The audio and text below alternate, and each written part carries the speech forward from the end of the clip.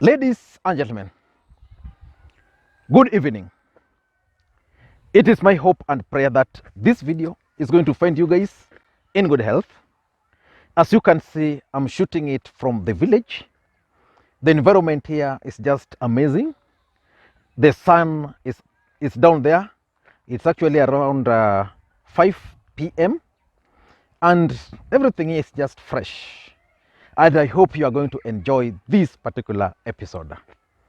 Ladies and gentlemen, Mike movie Sonko finally dumped President Uhuru Kenyatta and Raila Odinga and joined the Deputy President William Samoei Arap Ruto and his Kenya Kwanzaa team.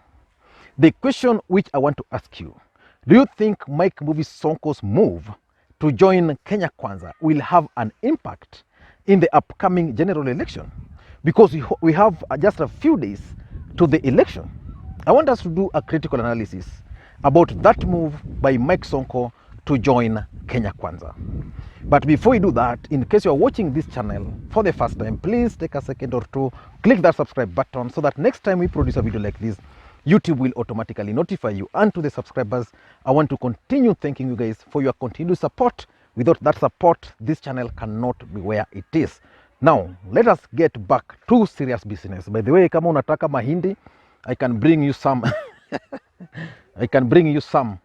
Maybe tomorrow. I can bring you some. Now, Mike Sonko decided to join William Ruto. And the question is, was Mike Sonko in Azimio? For me, Mike Sonko was never in Azimio.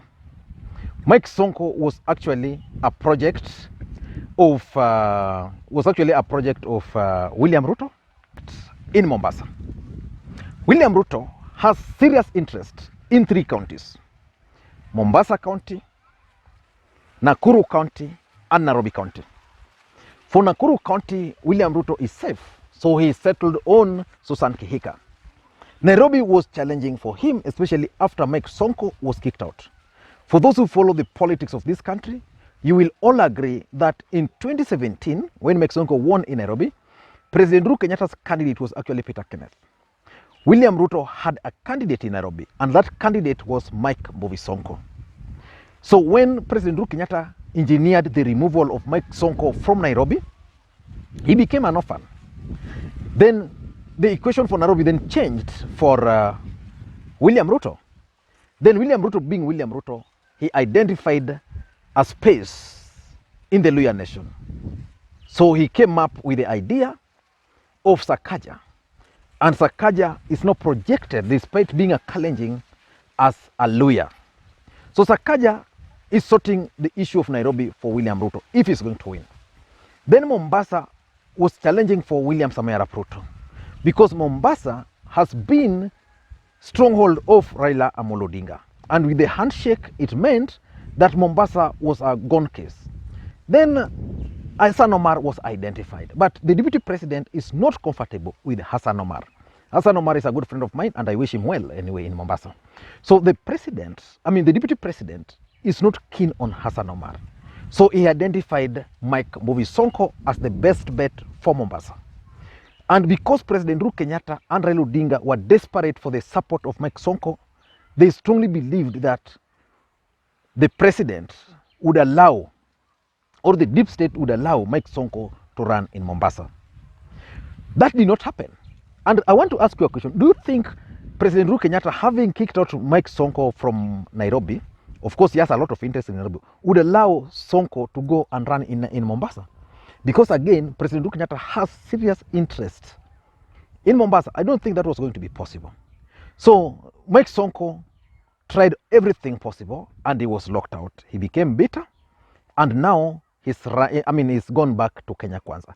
The truth of the matter is that Sonko was a project, and William Ruto wanted to use him to win Mombasa. And the strategy was simple: set up the Swahili Arabs versus Mijikenda. Both Hassan Omar and Abdul Swamad Nasir are Swahili Arabs. Then Sonko was now coming as a Swahili, as Arab, as a Mijikenda and a Mtu wa Bara.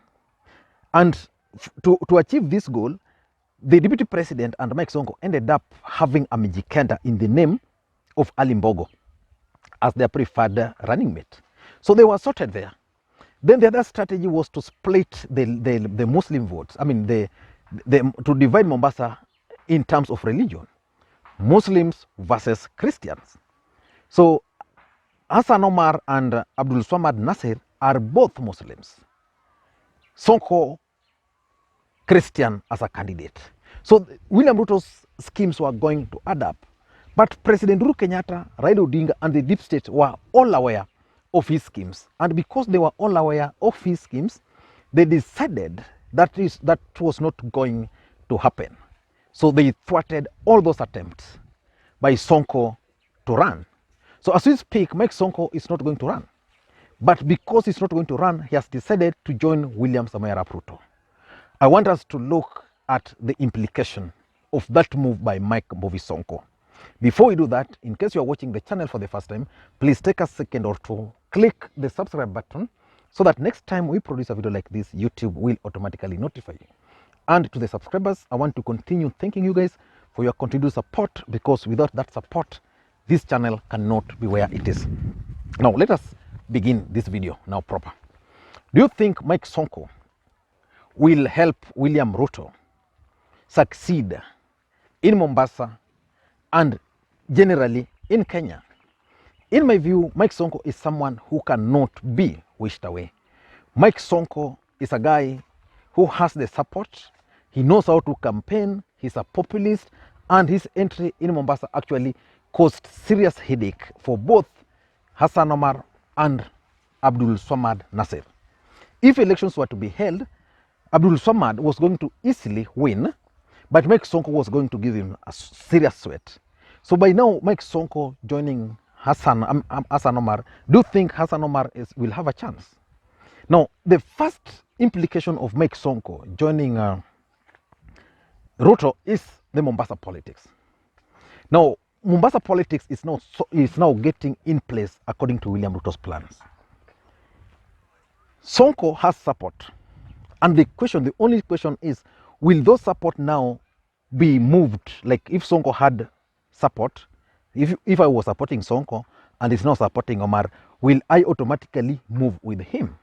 And the question is, what percentage will move with Mike Sonko to the other side?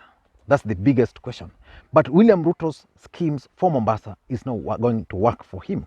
Although it's going to be a tall order for them to win in Mombasa, but now at least they can disrupt Mombasa. Sonko coming out forcefully 7 days to the election is something which President Uhuru Kenyatta and Raila Odinga and even the candidate Abdul Swamad would not wish.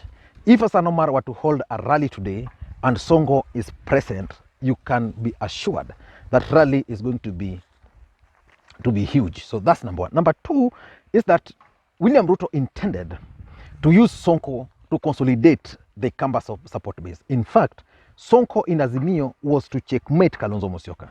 Kalonzo Musyoka always insisted that he was not going to rest until Mike Sonko is cleared to run. What we don't know is what is going to happen now that Mike Sonko is not going to run.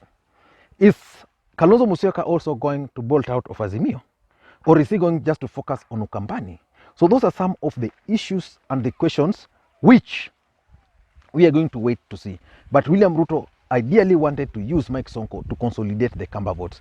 Remember, when Sonko was blocked from running, they started singing that now they are not going to support Azimio, that they are going to support the other guy.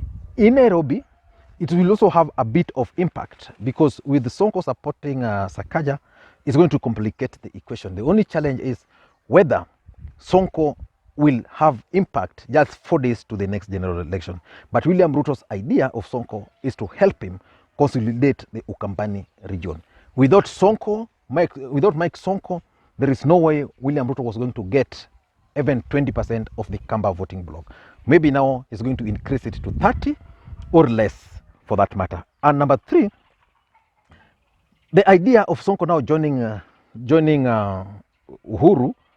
Ruto is to punish Raila Odinga and to punish Uhuru Kenyatta.